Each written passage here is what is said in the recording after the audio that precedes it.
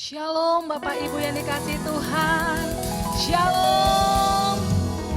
Saya percaya kasih setia Tuhan tidak pernah berkesudahan dengan setiap kita. Kebaikannya tidak pernah berubah dalam hidup kita. Amin. Kita akan memulai ibadah kita pada pagi hari ini. Ibadah online GBI Pondok Indah Rayon 1A. Sebelum kita memulai ibadah kita, mari kita berdoa. Tuhan Yesus, terima kasih. Kami mengucap syukur buat kebaikan, buat anugerah, buat kasih setia Tuhan yang tidak pernah berkesudahan dalam hidup kami. Kami mengucap syukur ya Tuhan.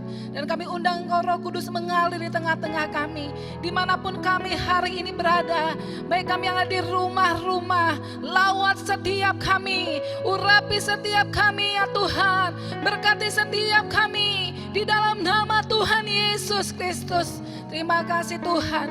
Dan kami pagi hari ini kami siap untuk memuji dan menyembah Tuhan di dalam nama Tuhan Yesus Kristus. Haleluya. Amin. Haleluya. Oh ya rabataka shikara bataka shandara bara bayasha. Datang Roh Kudus, Kau kurindu. Dengan minyak yang baru urapiku, mengalir penuhiku, mengalir pulihkanku. Kuasa-Mu bebaskan hidupku. Datang Roh Kudus, Kau kurindu. Dengan minyak yang baru urapiku, mengalir penuhiku, mengalir pulihkanku. Kuasa-Mu bebaskan hidupku. Satu yang ku rindu, bersekutu denganmu. Bawaku lebih lagi tinggal di dalam-Mu, nikmati hadirat-Mu, jamalah seluruh hidupku. Urapan-Mu mengubah hidupku. Satu yang ku rindu, satu yang ku rindu, bersekutu denganmu. Bawaku lebih lagi tinggal di dalam-Mu, nikmati hadirat-Mu, jamalah seluruh hidupku. Urapan-Mu mengubah hidupku. Katakan bersama-sama, datang Roh Kudus. Datang Roh Kudus, Kau kurindu. Dengan minyak yang baru urapiku, mengalir penuhiku, mengalir pulihkanku. Urapan-Mu bebaskan hidupku. Satu yang ku rindu, bersekutu denganmu. Bawaku lebih lagi tinggal di dalam-Mu, nikmati hadirat-Mu, jamalah seluruh hidupku. Urapan-Mu mengubah hidupku. Satu yang ku rindu, yang ku rindu, bersekutu denganmu. Bawaku lebih lagi tinggal di dalam-Mu, nikmati hadirat-Mu, jamalah seluruh hidupku. Urapan-Mu mengubah hidupku. Urapan-Mu, urapan-Mu mengubah hidupku.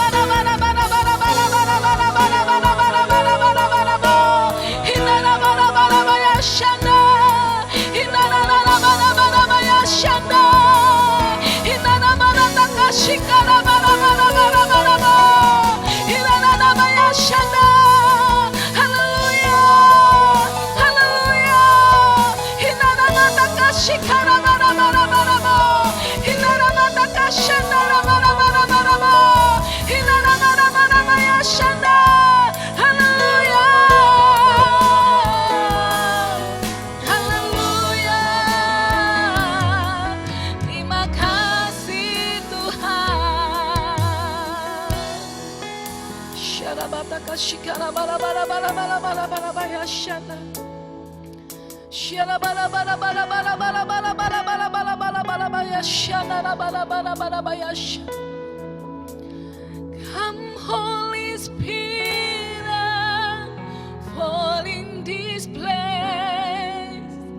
I need more and more of you. Fill me again with the power of your Spirit. Lord, I'm crying out for more.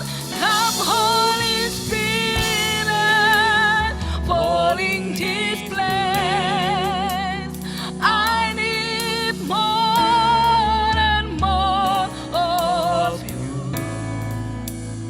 Fill me again with the power of your Spirit. Lord, I'm crying out for more. Come, Holy Spirit, hallelujah. Fall in this place. I need more and more of you. Fill me again with the power of your Spirit.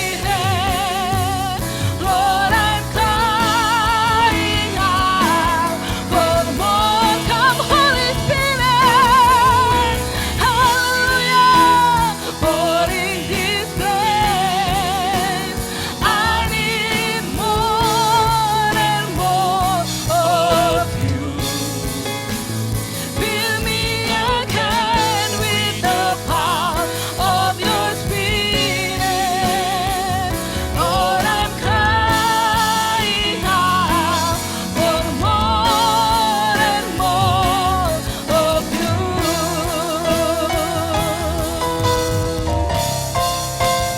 Come, Holy Spirit, fall in this place. I need more and more of you.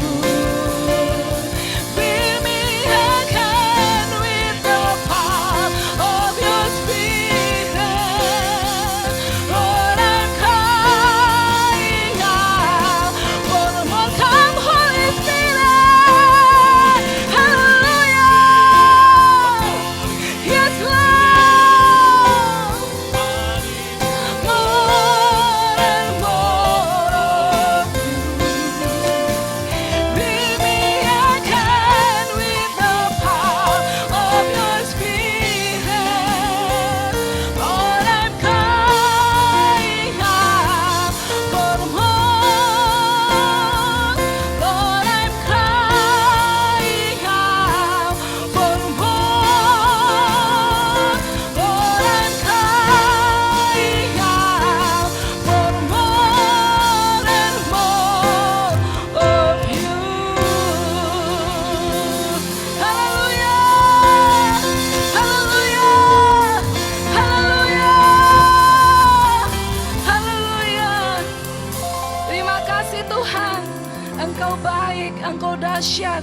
Kami percaya Engkau mencurahkan roh-Mu melimpah-limpah atas setiap kami, atas bangsa kami, atas Indonesia. Di dalam nama Tuhan Yesus Kristus. Haleluya. Amin. Yes. Haleluya. Kita percaya Tuhan pasti akan mencurahkan roh-Nya atas setiap kita, melawat setiap kita dimanapun kita berada. Amin. Haleluya. Yes. Amin.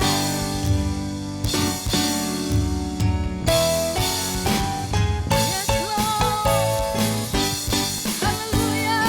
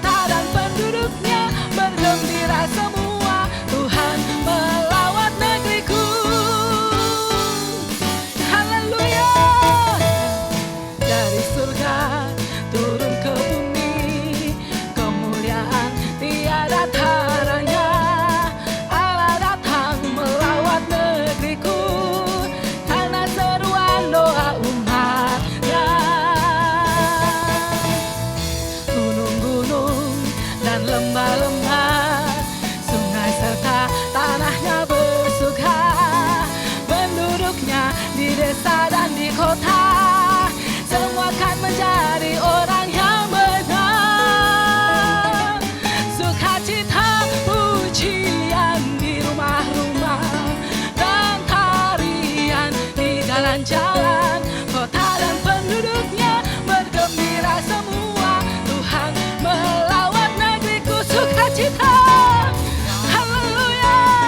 Di rumah-rumah dan tarian di jalan-jalan, kota dan penduduknya bergembira semua. Tuhan melawat negeriku, sukacita pujian. Bapak Ibu yang di rumah saja. Haleluya. Yes.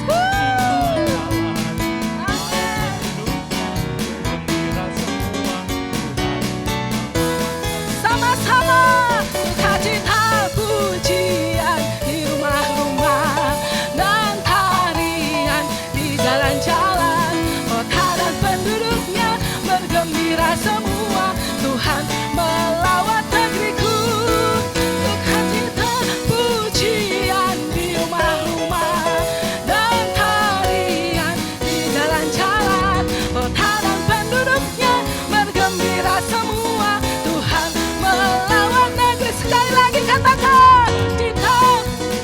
Haleluya. Dan tarian di jalan-jalan, kota dan penduduknya bergembira semua. Tuhan melawat negeriku, Tuhan melawat negeriku, Tuhan melawat negeriku. Haleluya. Haleluya. Haleluya. Yes. Amin.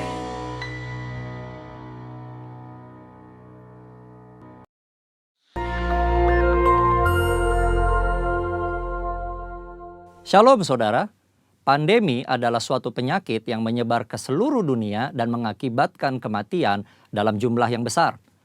Dunia pernah menghadapi beberapa pandemi dan hari-hari ini kita sedang menghadapi pandemi COVID-19. Nah, banyak yang bertanya, apa makna pandemi ini bagi orang percaya? Untuk menjawab pertanyaan ini, mari kita melihat dua hal berikut terlebih dahulu. 1. Dosa adalah akar dari sakit penyakit. Tuhan menciptakan manusia dan menempatkannya di Taman Eden dalam kondisi yang ideal. Tidak ada kejahatan, penderitaan atau sakit penyakit. Namun kondisi yang ideal tersebut menjadi rusak ketika manusia menggunakan kehendak yang dimilikinya dengan cara yang keliru.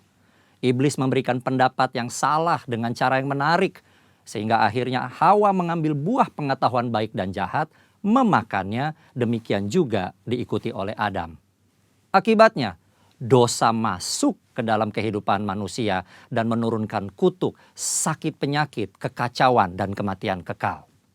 2. Anak-anak Tuhan tinggal di dalam dunia yang berdosa. Kita perlu mengetahui bahwa kita sebagai orang percaya tinggal di dalam dunia yang sudah jatuh dalam dosa. Oleh karenanya, anak-anak Tuhan sangat rentan terhadap akibat-akibat dosa. Namun buat anak-anaknya, Tuhan memberikan perlindungan yang luar biasa. Ada pagar yang mengelilingi anak-anak Tuhan yang tidak dapat ditembus oleh si jahat. Jika si jahat ingin mencobai anak-anak Tuhan, mereka memerlukan izin dari Tuhan. Dan salah satu syarat Tuhan adalah pencobaan itu tidak boleh melampaui kekuatan manusia. Kita harus ingat, diberikan izin atau tidak, itu adalah kedaulatan Tuhan. Pada hari-hari ini, iblis terus bekerja untuk meningkatkan pencobaan guna mengacaukan manusia. Sehingga manusia tidak fokus pada Tuhan dan rencananya. Melalui berbagai hal, termasuk COVID-19, iblis bekerja membuat manusia takut, kacau, dan hanya berfokus menyelamatkan diri secara fisik. Di dalam hikmat-Nya yang tinggi dan tidak terselami oleh manusia, Tuhan mengizinkan virus itu ada. Nah, berdasar dua hal tersebut, kini kita akan melihat kehidupan Ayub agar mengerti makna pandemi bagi kehidupan orang percaya. Saudara, Ayub dicatat sebagai orang yang saleh, jujur, takut akan Tuhan, dan menjauhi kejahatan. Tuhan memberkati Ayub dan segala usahanya. Ternaknya berkembang biak mencapai ribuan. Ayub diberkati dengan 7 anak laki-laki dan 3 anak perempuan. Semua berjalan dengan baik sampai suatu hari Ayub mengalami hal yang tidak menyenangkan. Semua anaknya mati, ternaknya habis, dan tubuhnya menderita penyakit bara. Ayub begitu menderita kesakitan sampai-sampai mengutuki hari kelahirannya. Ayub tidak tahu apa yang terjadi di hadapan Tuhan. Ayub 2 ayat 1 mencatat, pada suatu hari datanglah anak-anak Allah menghadap Tuhan, dan di antara mereka datang juga iblis untuk menghadap Tuhan. Iblis datang menghadap Tuhan dan meminta untuk mencobai Ayub. Tuhan mengizinkan hal itu karena Tuhan tahu bahwa Ayub dapat mengatasinya. Tuhan mengizinkan pencobaan ini adalah untuk menguji motivasi, memurnikan, dan menghasilkan pertobatan. Pada akhirnya tujuan Tuhan tercapai ketika Ayub berkata, hanya dari orang saja aku mendengar tentang engkau, tetapi sekarang mataku sendiri memandang engkau. Oleh sebab itu, aku mencabut perkataanku dan dengan menyesal aku duduk dalam debu dan abu. Ayub bertobat dan masuk dalam suatu dimensi rohani yang baru dalam hidupnya. Saudara, dari mempelajari apa yang dihadapi Ayub, maka ada 3 hal yang Tuhan kehendaki dari penyakit atau pandemi yang menimpa kita orang percaya. Yaitu, 1. Tuhan menghendaki kita orang percaya memiliki motivasi yang benar dalam mengiring dan melayani Tuhan. 2. Tuhan menghendaki kita orang percaya menjadi orang-orang yang murni. Jika diibaratkan emas, Tuhan tidak menghendaki emas 23 karat. Tuhan mau emas 24 karat. 3. Tuhan menghendaki kita bertobat, berbalik dari jalan-jalan yang jahat, dan bergantung hanya kepada Tuhan. Kesimpulannya, Tuhan yang kita sembah dan layani adalah penguasa yang maha tinggi. Tuhan yang berkuasa atas segala sesuatu. Tuhan memiliki banyak cara untuk membawa umatnya hidup dalam persekutuan yang indah. Pencobaan yang diizinkan oleh Tuhan ada dalam pertimbangan hikmat Tuhan yang sungguh alangkah dalamnya. Tuhan pasti akan memberikan jalan keluar dari pencobaan tersebut. Dan pada akhirnya kita semua masuk ke dalam dimensi yang baru. Tuhan Yesus memberkati. Amin.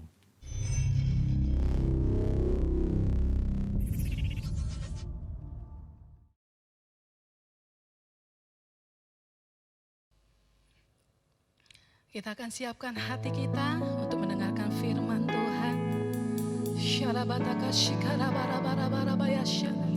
Sebab firman Tuhan yang menguatkan, meneguhkan setiap kita pagi hari ini.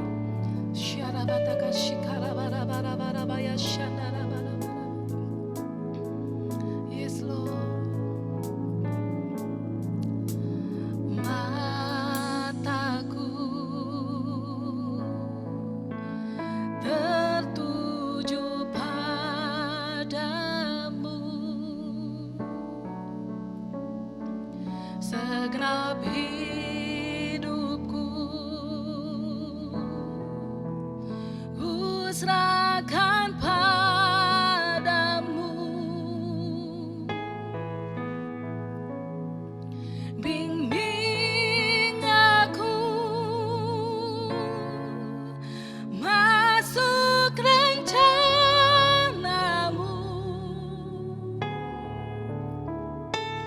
untuk membesarkan kerajaan-Mu.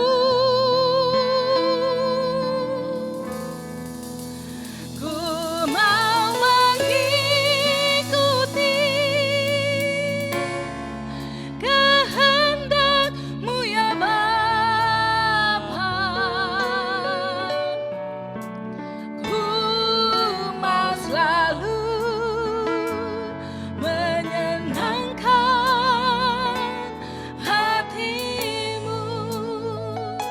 Katakan bersama-sama, mataku tertuju padamu. Mataku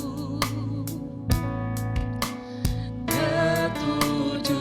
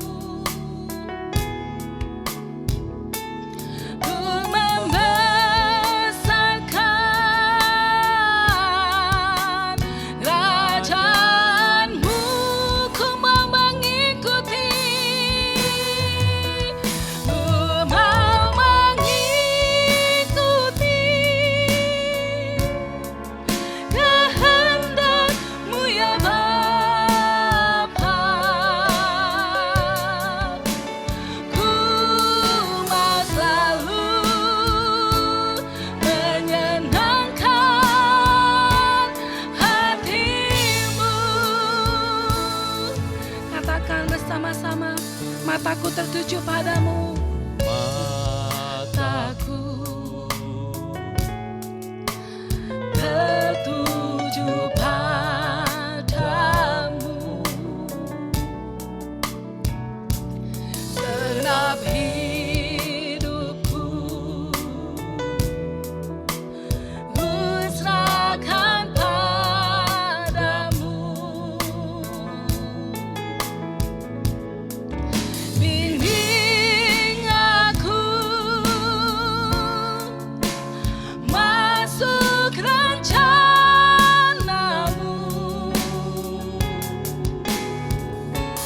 untuk membesarkan kerajaanmu. Ku mau mengikuti, ku mau mengikuti kehendakmu ya Bapa. Ku mau selalu menyenangkan hatimu. Ku mau mengikuti, ku mau mengikuti kehendakmu ya Bapa. Ku mau selalu menyenangkan hatimu. Ku mau mengikuti, ku mau mengikuti kehendakmu ya Bapa. Ku mau selalu menyenangkan hatimu.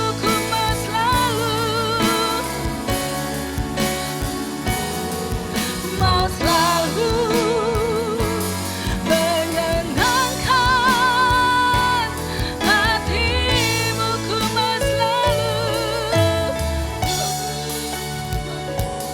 Ku mau selalu menyenangkan hatimu.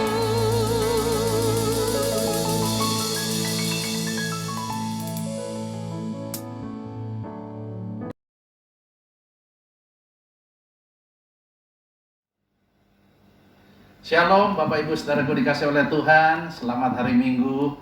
Kita kembali dalam ibadah online hari ini. Berapa banyak yang bersuka cita hari ini? Saya akan melihat tangan-tangannya. Puji Tuhan. Nah Bapak Ibu Saudaraku dikasih oleh Tuhan, hari ini saya akan menyampaikan pesan Tuhan dengan satu tema yang berjudul A Greater and Clear Vision. Saya percaya bahwa ini berbicara satu pandangan yang sangat diperlukan khususnya dalam menghadapi, meresponi wabah pandemi COVID-19. Kita memerlukan satu vision atau saya dapat katakan satu penglihatan untuk masa depan kita. Nah hari ini kita akan banyak belajar bagaimana kita bisa memiliki satu pandangan yang luas, satu pandangan yang dahsyat ke depan. Dan hari ini kita akan banyak belajar firman Tuhan. Dan saya boleh langsung saja mengundang Bapak Ibu untuk membuka kitab firman Tuhan dari kitab Markus pasal yang ke-8 ayatnya yang ke-22 sampai 26. Nah Bapak Ibu Saudaraku dikasih oleh Tuhan, kita boleh baca bersama-sama. Judulnya adalah Yesus menyembuhkan seorang buta di Bethsaida. 3:4. Kemudian tibalah Yesus dan murid-muridnya di Bethsaida. Di situ orang membawa kepada Yesus seorang buta dan mereka memohon kepadanya supaya ia menjamah dia. Yesus memegang tangan orang buta itu dan membawa dia keluar kampung. Lalu ia meludahi mata orang itu dan meletakkan tangannya atasnya dan bertanya, "Sudahkah kau lihat sesuatu?"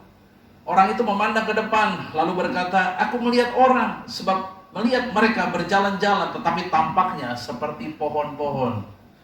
Yesus meletakkan lagi tangannya pada mata orang itu, maka orang itu sungguh-sungguh melihat dan telah sembuh. sehingga ia dapat melihat segala sesuatu dengan jelas.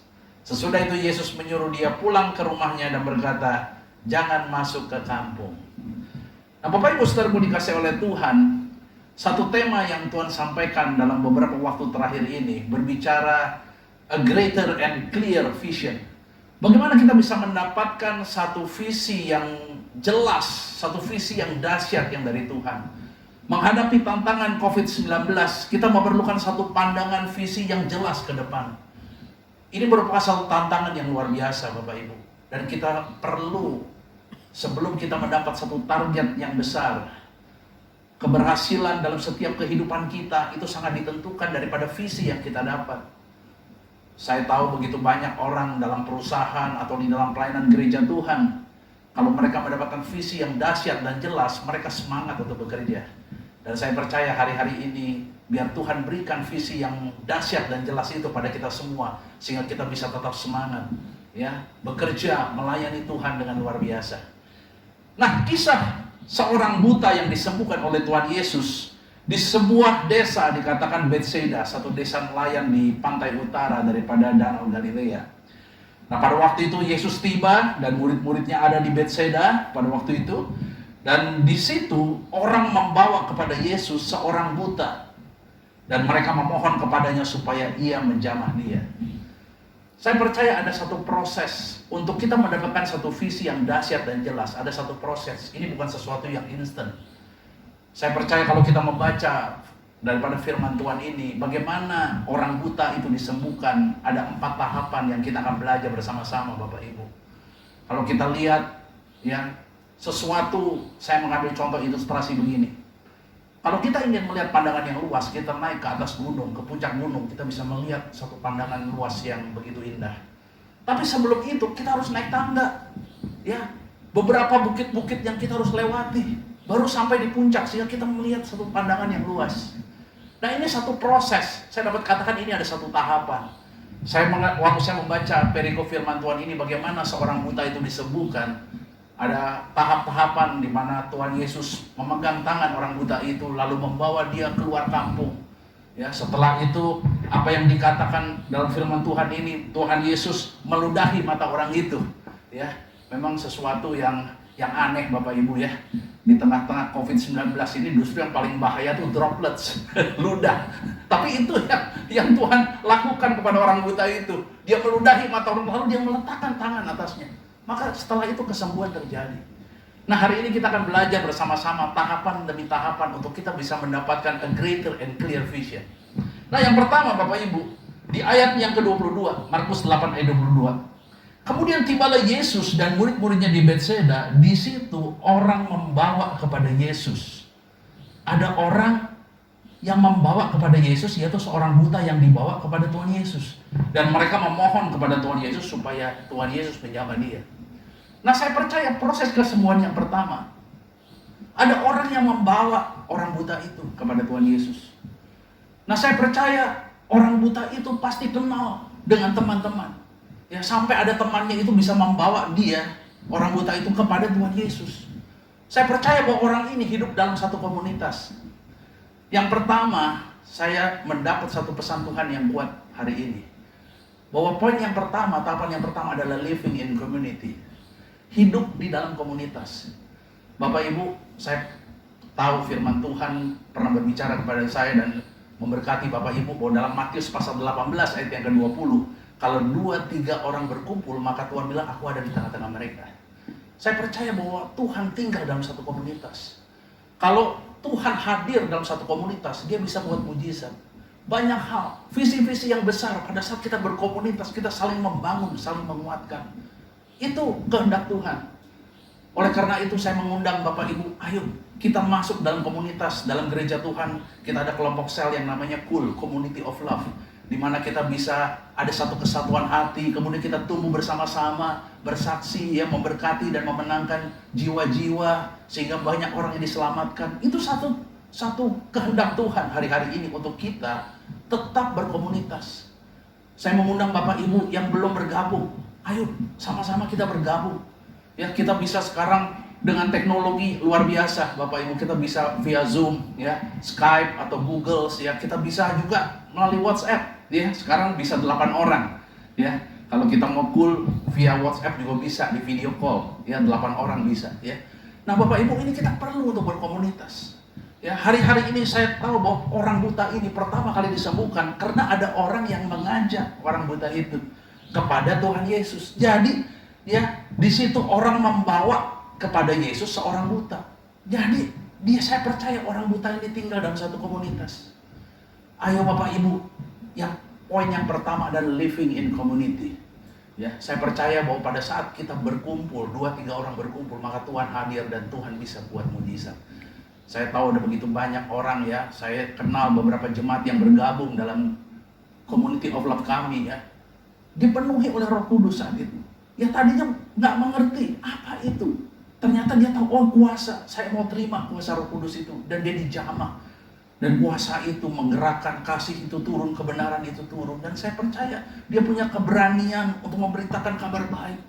Saya percaya hari-hari ini kita butuh, ya, Roh Kudus dicurahkan dalam sebuah rumah, Bapak Ibu.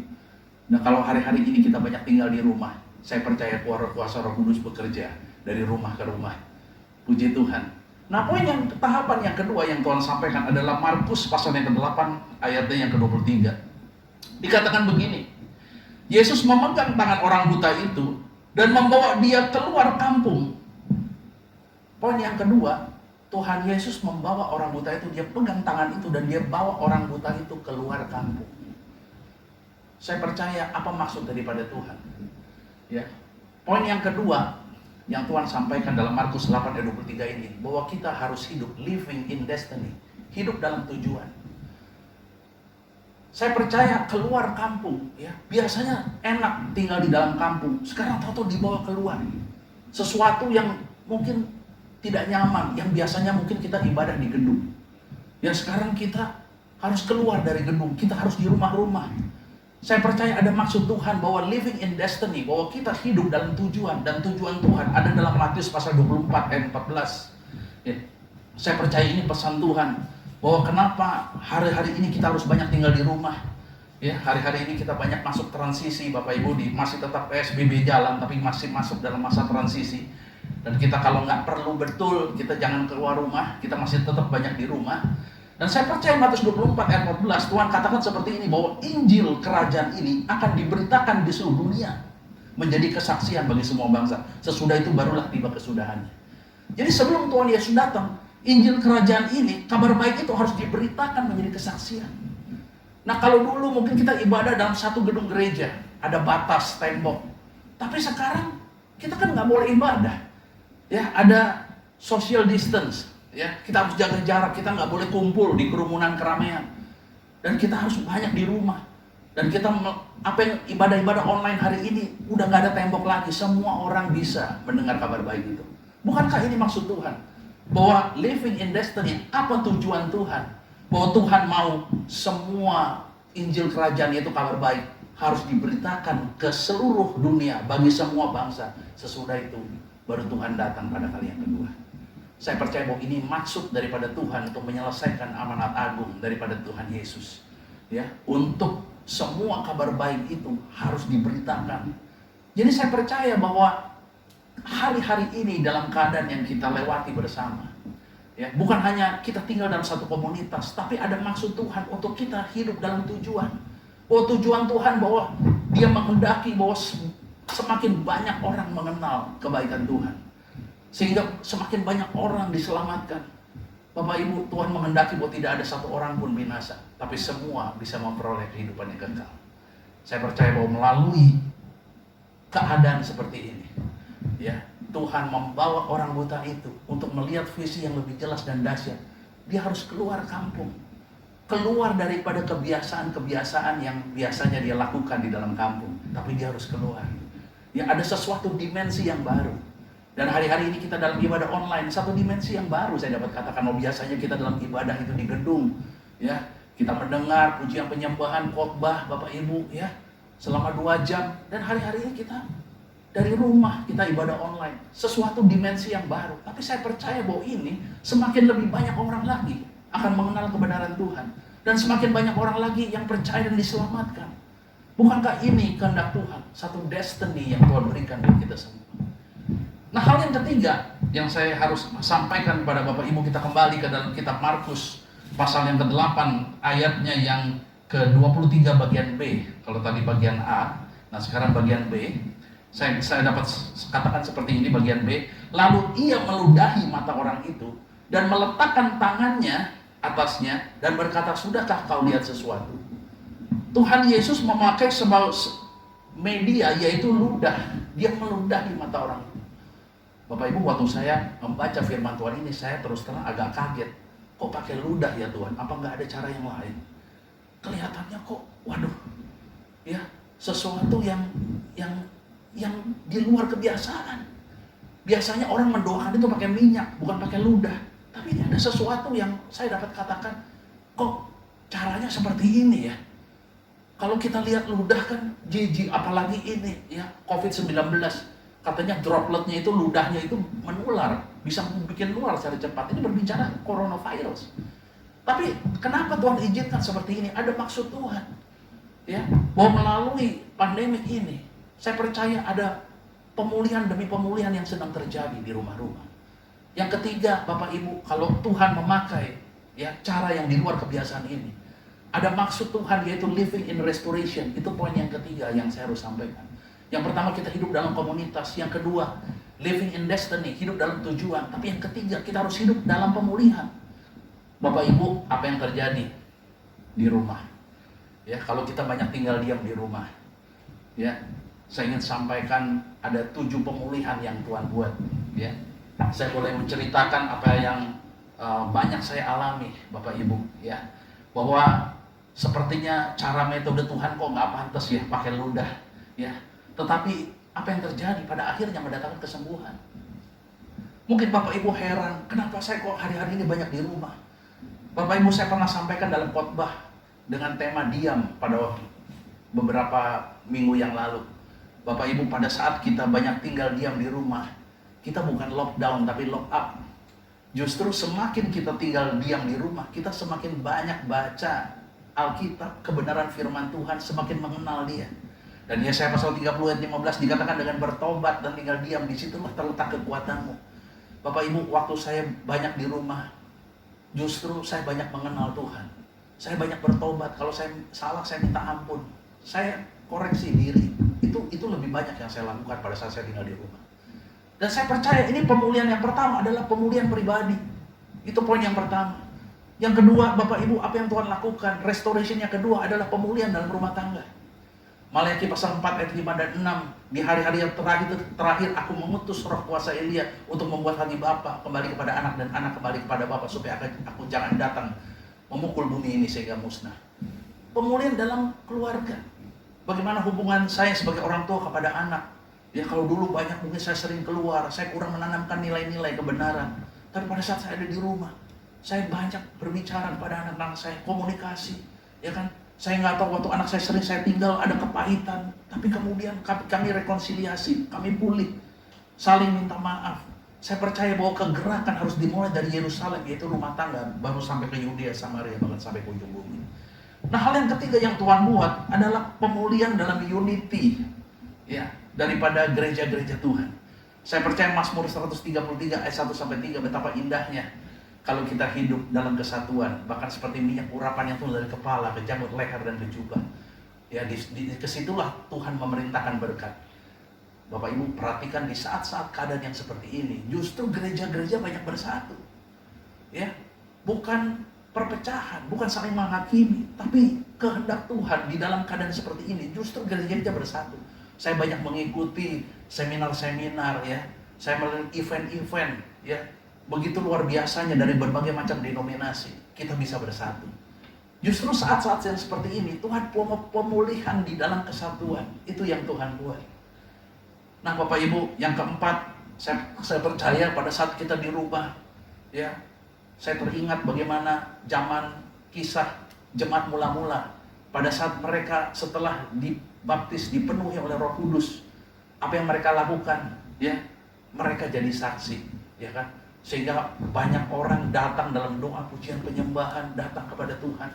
Ya, mereka membagikan roti, menjadi saksi. Kisah Rasul 1 ayat yang ke-8. Justru di rumah-rumah pada saat Roh Kudus dicurahkan, mereka banyak memberitakan kabar baik. Itu dari rumah-rumah. Ya, itu pemulihan untuk kita berani untuk menjadi saksi.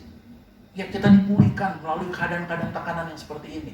Ada perbuatan-perbuatan baik dari Tuhan yang kita bisa saksikan. Nah, poin yang kelima, saya teringat bagaimana di saat-saat kita ada di rumah, saya teringat bagaimana ya Paulus dan Silas, Bapak Ibu, waktu di penjara, ya apa yang terjadi di Kisah Rasul 16 ayat 25 sampai 26. Paulus dan Silas banyak berdoa memuji menyembah Tuhan di penjara. Mungkin kita sepertinya di dalam rumah, kok kelihatannya kok seperti ini ya, kita nggak bisa kemana-mana, ya kan, kita banyak diam di rumah. Tapi justru Paulus dan Silas berdoa memuji menyembah. Dan ada satu kuasa kelepasan melalui doa pujian penyembahan. Saya percaya ini berbicara pemulihan dalam doa, pujian dan penyembahan kita kepada Tuhan. Di mana kita harus banyak praktek hal-hal yang seperti ini dan terjadi banyak terobosan dan banyak mujizat yang Tuhan buat. Karena pada saat kita berdoa memuji menyembah, kita mengundang hadirat Tuhan itu turun dan membebaskan, ya, memulihkan kita dari segala keterikatan kita. Tuhan lepaskan itu semua. Ya. Nah, Bapak Ibu, yang keenam, pemulihan, ya, yang terjadi bagaimana kita bisa menjadi terang. Matius 5 ayat 16, kembali lagi Tuhan mengingatkan kepada kita, ya, supaya terangmu bercahaya di depan semua orang, ya, sehingga Bapa di surga memuliakan nama Bapa, ya kan, melihat perbuatan baik. Ya, di situ dalam keadaan seperti ini kita banyak melakukan juga bakti sosial, ya, kita care terhadap lingkungan di sekeliling kita, kita banyak memberi kepada mereka, ya, memperhatikan pada orang-orang yang membutuhkan. Bapak Ibu, ini bukankah satu pemulihan juga yang terjadi? Dan yang terakhir, saya diingatkan oleh Tuhan, pemulihan kita masuk dalam peperangan rohani. Mungkin dulu kita kurang banyak berperang, tapi di saat-saat seperti ini, Tuhan bilang, ya, ayo, kita harus menghardik badai. Markus 4 ayat 39, saya masih teringat pada saat Tuhan Yesus menghadapi badai. Dia katakan, diam dan tenanglah. Kita masuk dalam peperangan rohani. Kita sedang dilatih dalam hal seperti itu. Jadi tentara, jadi pasukan. Bukankah ini yang Tuhan mau? Tuhan sedang mempersiapkan gerejanya. Pertama, pemulihan dalam pribadi. Tapi yang kedua, Tuhan izinkan pemulihan dalam rumah tangga, dalam keluarga. Bukankah itu yang terpenting? Ya, mujizat demi mujizat Tuhan dalam kesatuan dalam rumah tangga, itu pasti menjadi kesaksian bagi banyak orang. Bahkan pemulihan gereja Tuhan, unity, gereja-gereja bersatu. Dan keempat, kita punya keberanian untuk menjadi saksi. Justru di rumah-rumah Roh Kudus dicurahkan dan kita punya keberanian untuk memberitakan kabar baik. Dan yang kelima, Tuhan sampaikan pemulihan dalam doa, pujian, penyembahan kita. Di saat-saat kita justru dalam tekanan seperti Paulus dan Silas banyak berdoa, memuji, menyembah. Saya percaya disitulah kelepasan, ya, kekuatan yang baru itu Tuhan curahkan bagi orang yang percaya. Dan yang keenam, kita menjadi terang. Di tengah-tengah keadaan pandemi COVID, kita berbagi hidup kita, mengasihi sesama kita. Bagi orang-orang yang membutuhkan, kita menjadi terang. Dan pemulihan yang terakhir, kita masuk dalam peperangan rohani, spiritual warfare. Ya, di saat-saat kita dalam tekanan seperti ini, kita dilatih untuk berperang. Bapak Ibu, saya percaya banyak hal-hal yang positif yang Tuhan pulihkan dalam hidup kita. Living in restoration. Mungkin keadaannya kok beda ya, kok dengan ludah ya, aduh, kok sesuatu yang aneh. Ya, saya teringat, kok ini bahaya banget ya ludah itu ya. Sekarang ini apalagi droplet nih corona ini, ya. Tapi justru dalam keadaan seperti itu ada maksud Tuhan untuk satu pemulihan. Karena melalui ludah itu terus Tuhan tumpang tangan dan terjadilah kesembuhan, sehingga orang buta itu melihat dengan jelas. Nah, Bapak Ibu, ini poin yang ketiga yang Tuhan sampaikan.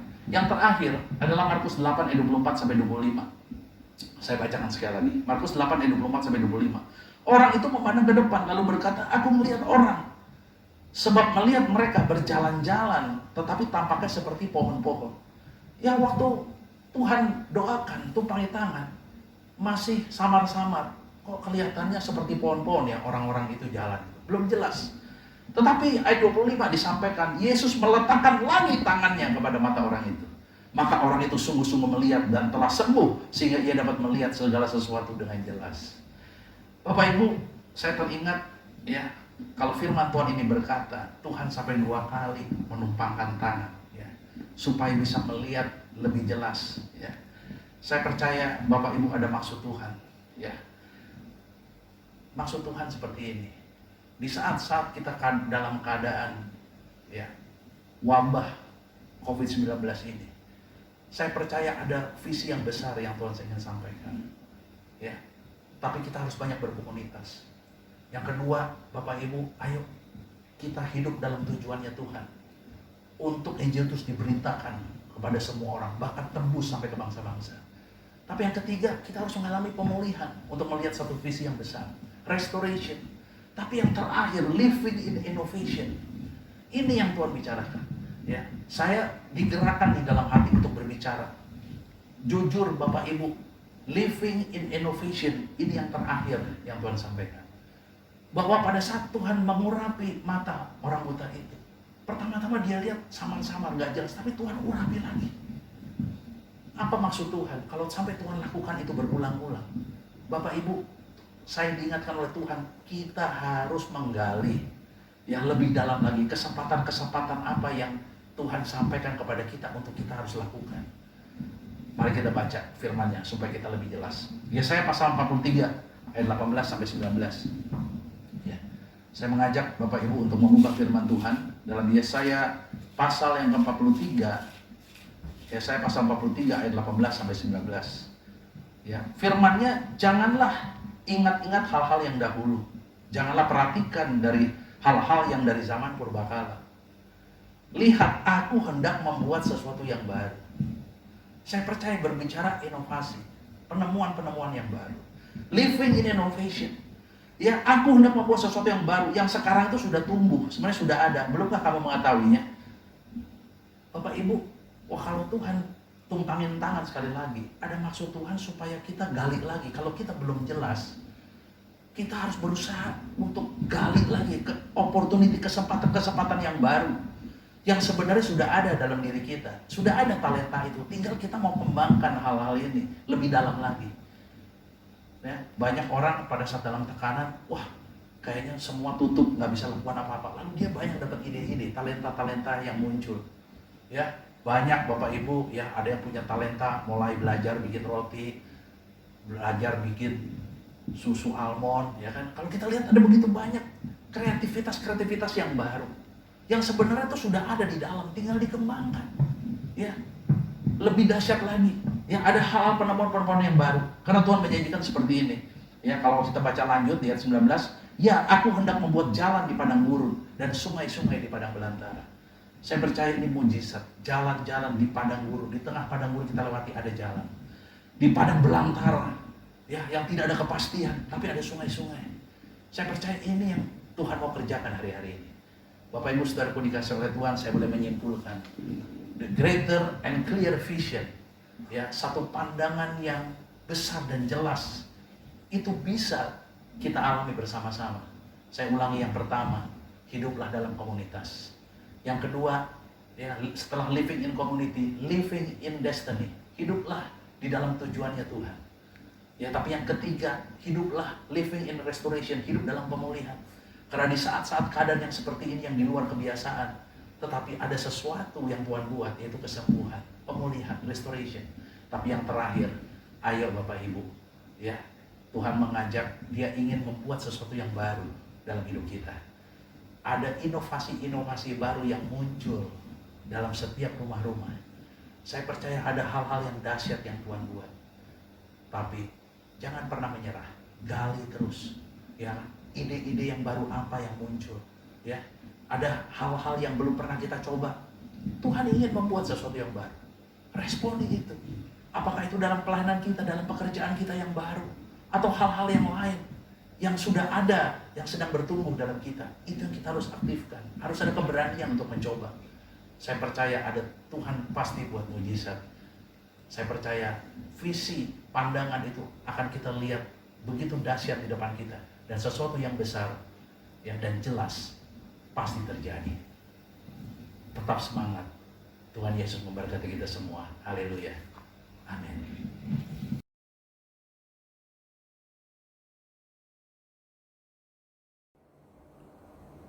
Puji Tuhan, Bapak Ibu Saudaraku dikasih oleh Tuhan. Mari kita siapkan hati kita untuk masuk dalam perjamuan kudus. Bapak Ibu boleh siapkan roti atau biskuit, sirup atau teh. Puji Tuhan. Nah, Bapak Ibu Saudaraku, sebelum kita masuk dalam perjamuan kudus, saya mengundang Bapak Ibu untuk membuka firman Tuhan dalam kitab 1 Korintus pasal yang ke-11 ayat 26 sampai 28. Demikian firman Tuhan. Sebab setiap kali kamu makan roti ini dan minum cawan ini, kamu memberitakan kematian Tuhan sampai Ia datang. Yang pertama, Tuhan mau kita memberitakan kematian Tuhan Yesus. Dia mati bagi dosa-dosa kita. Dia banyak mencucurkan darah untuk mengampuni segala kesalahan kita. Nah, Bapak Ibu, yang kedua, di ayat 27 dan 28, demikian disampaikan, bahwa jadi barang siapa dengan cara yang tidak layak dia makan roti atau minum cawan Tuhan, ia berdosa terhadap tubuh dan darah Tuhan. Karena itu hendaklah tiap-tiap orang menguji dirinya sendiri, dan baru sesudah itu ia makan roti dan minum dari cawan itu. Bapak Ibu Saudaraku, yang kedua, kita harus menguji diri kita. Ada hal-hal yang kita salah, kita ada dosa di hadapan Tuhan, kita minta ampun terlebih dahulu, supaya kita layak persekutuan dengan tubuh dan darahnya. Mari kita sama-sama berdoa. Tuhan Yesus, kami bersyukur ya Tuhan atas segala kebaikan-Mu. Engkau telah menuntun kami sampai hari ini dengan luar biasa. Tuhan, Engkau melahirkan kami di muka bumi ini. Lalu kami dibesarkan, kalau kami dapat pendidikan yang baik. Kemudian kami bisa bekerja dan kami menemukan pasangan hidup kami. Kami berumah tangga. Terima kasih untuk orang tua yang baik dan anak-anak yang manis. Tapi di tengah perjalanan hidup kami sempat jatuh dalam dosa. Dan upah dosa adalah maut. Tuhan, terima kasih Bapa. Kami tahu bahwa itulah Engkau Tuhan yang mau mati bagi dosa-dosa kami. Engkau banyak mencucurkan darah di kayu salib untuk mengampuni dosa-dosa kami. Terima kasih Tuhan, ampuni segala kesalahan kami. Tuhan, kami mau sungguh-sungguh bertobat. Dan kami mau terus berharap hanya kepadamu Tuhan. Terima kasih ya Bapak. Mari Bapak Ibu, kita angkat roti tangan kita tinggi-tinggi. Demikian firman Tuhan. Sebab apa yang telah kuteruskan kepadamu telah kuterima dari Tuhan. Yaitu bahwa Tuhan Yesus pada waktu malam, Ia diserahkan mengambil roti dan sudah itu Ia mengucap syukur atasnya. Ia memecah-mecahkan dan berkata, inilah tubuhku yang diserahkan bagi kamu. Perbuatlah ini menjadi peringatan akan aku. Bapak Ibu Saudaraku dikasih oleh Tuhan, bukankah roti yang telah dipecah-pecahkan ini adalah persekutuan dengan tubuh Kristus? Mari kita makan bersama-sama dalam nama Tuhan Yesus.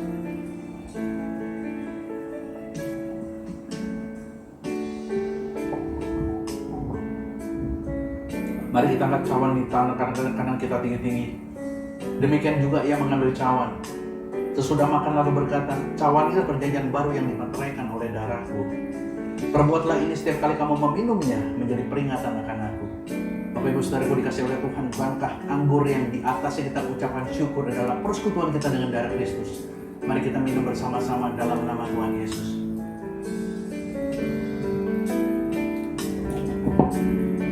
Terima kasih Bapa. Kami bersyukur Tuhan untuk kasih karunia yang berlimpah atas setiap kami. Tuhan, terima kasih. Penuhi kami dengan roh-Mu ya Bapa. Kami mau Tuhan untuk hidup berkomunitas. Terlebih dari itu kami mau hidup Tuhan di dalam tujuan-Mu. Dan kami hidup selalu dalam pemulihan ya Bapa. Bahkan terlebih daripada itu kami mau mencoba hal-hal yang baru. Karena Engkau ingin membuat sesuatu yang baru. Tuhan, kami tidak akan pernah menyerah. Kami akan terus mencoba. Karena kami tahu bagi Allah tidak ada yang mustahil. Engkau buat sesuatu yang di luar kemampuan manusia. Engkau begitu dahsyat ya Tuhan. Terima kasih Tuhan, juga kami berdoa untuk yang sakit Tuhan sembuhkan. Oleh bilur-bilur Yesus, kami boleh menerima kesembuhan itu. Tuhan, kami percaya Engkau yang bangkit dari kematian. Engkau sanggup menyembuhkan dan memulihkan setiap kami. Terima kasih ya Bapa. Penuhi kami dengan Roh Kudus. Pimpin kami dalam setiap langkah-langkah kami. Di dalam kebenaran dan di dalam kasih-Mu ya Bapa. Haleluya. Allah Roh Kudus, jamah hatiku dengan urapan-Mu. Rindu selalu dekat dengan-Mu, tinggal di hadirat-Mu. Allah Roh Kudus, jamah hatiku dengan urapan-Mu. Rindu selalu dekat dengan-Mu, tinggal di hadirat-Mu. Inilah kerinduan kami Bapa, untuk selalu tinggal dalam hadirat-Mu, dan Roh Kudus akan menuntun setiap langkah-langkah kami. Terima kasih ya Bapa. Di dalam nama Tuhan Yesus Kami semua sudah berdoa dan mengucap syukur. Dan kita semua yang percaya, kita katakan bersama-sama, amin. Puji Tuhan, Tuhan Yesus memberkati kita semua. Haleluya, amin.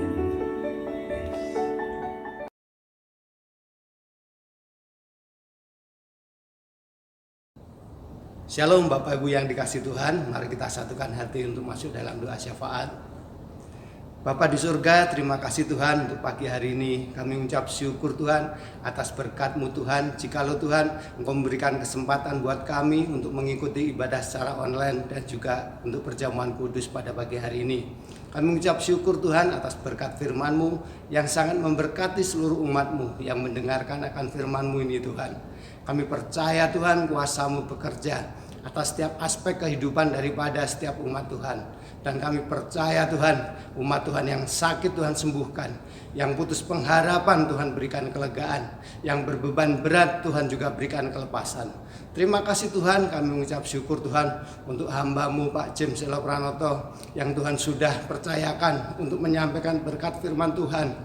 Kami percaya Tuhan, kuasa-Mu bekerja Tuhan atas Pak James dan juga menuntun ya Tuhan setiap pelayanan daripada hamba-Mu ini. Tuhan memberkati ya Tuhan apa yang dilakukan oleh hamba-Mu dan juga Tuhan berkati Tuhan keluarganya dan seisi rumah tangganya. Terima kasih Bapa, kami mengucap syukur Tuhan. Kami juga berdoa Tuhan untuk gembala sidang kami, Bapak Pendeta Dr. Insinyur Niko Nyoto Raharjo. Engkau berkati hamba-Mu ya Tuhan.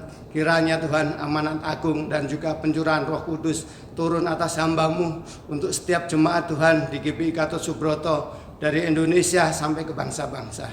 Kami berdoa juga Tuhan untuk bangsa Indonesia. Percaya Tuhan Engkau mengasihi Indonesia. Kami percaya Tuhan Engkau memulihkan Indonesia. Dan juga Tuhan Indonesia boleh dilepaskan dari segala malapetaka dan pandemi virus corona. Terima kasih Bapak, kami juga berdoa untuk bangsa kami ini Tuhan. Juga berdoa untuk pemimpin bangsa kami, Bapak Presiden Jokowi, wakilnya, dan juga para menteri serta pejabat daerah yang ada di seluruh Indonesia. Tuhan berkati mereka, kinerja mereka Tuhan berkati. Kiranya Tuhan beri roh hikmat atas mereka, sehingga damai sejahtera Allah turun Tuhan atas Indonesia.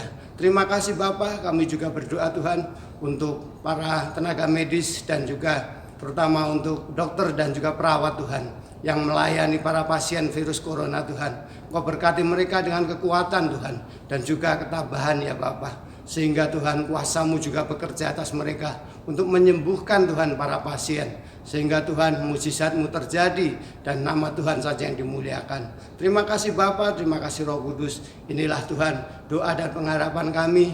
Kami percaya Tuhan kuasa-Mu bekerja dan Kau mendengar setiap doa permohonan kami. Sebelum kami Tuhan mengakhiri ibadah ini Tuhan, kami rindu Tuhan mengurapi setiap umat Tuhan yang turun dari Allah Bapa di surga. Amin.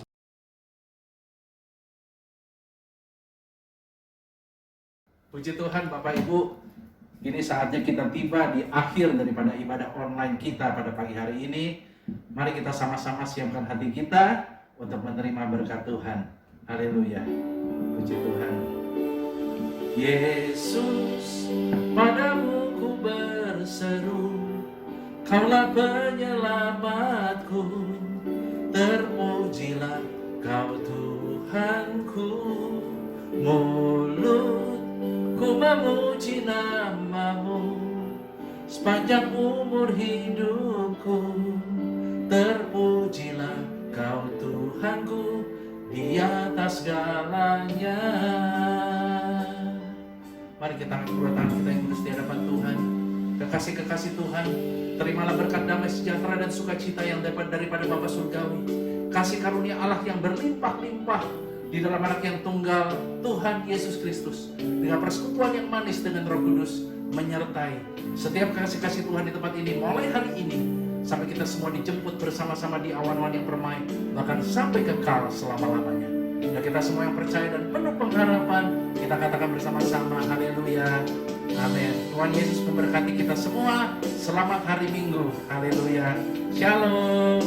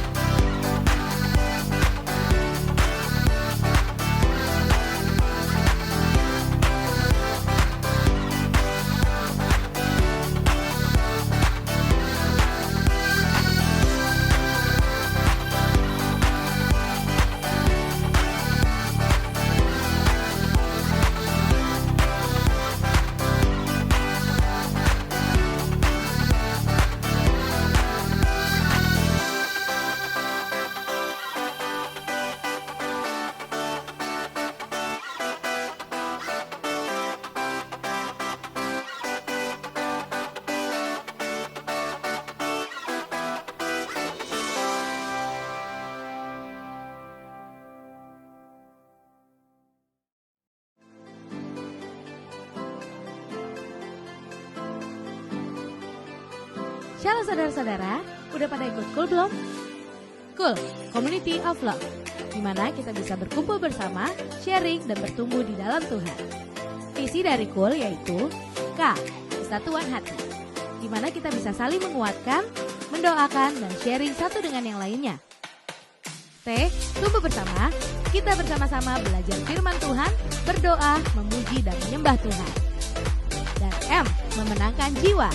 Kita bisa ajak siapa saja, dari teman sekolah, rekan kerja, teman sehobi, tetangga, teman pelayanan, dan semuanya.